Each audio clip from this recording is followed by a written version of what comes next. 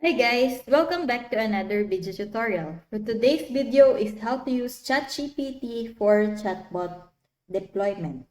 To use ChatGPT for chatbot deployment, you'll need to follow a series of steps that involve setting up API, making API calls, and handling the responses.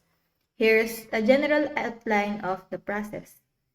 First is choose a deployment platform. Select a platform or framework for deploying your chatbot.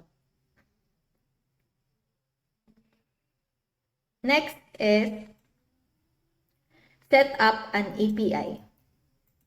Create an API endpoint to interact with ChatGPT using a serverless platform, cloud provider, or your own server.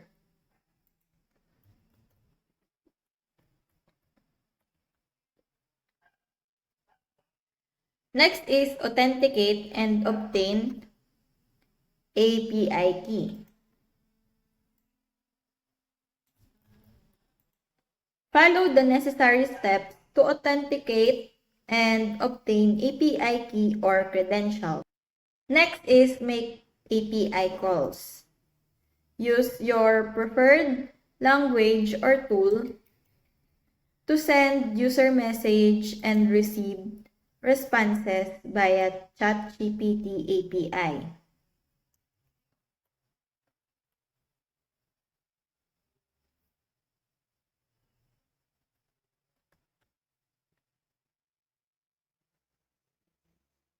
Last is handle responses.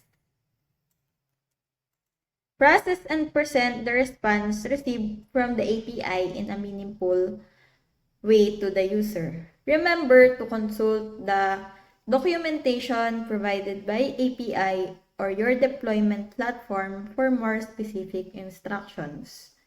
While the condensed version skips some details, it provides a high level of review of the steps involved in deploying a chatbot with ChatGPT. So that's how you use ChatGPT for chatbot deployment. So I hope that you learned something and this video helps. And if you have any questions or comments, kindly put it in the comment section below and make sure to subscribe and like to our channel. Thanks!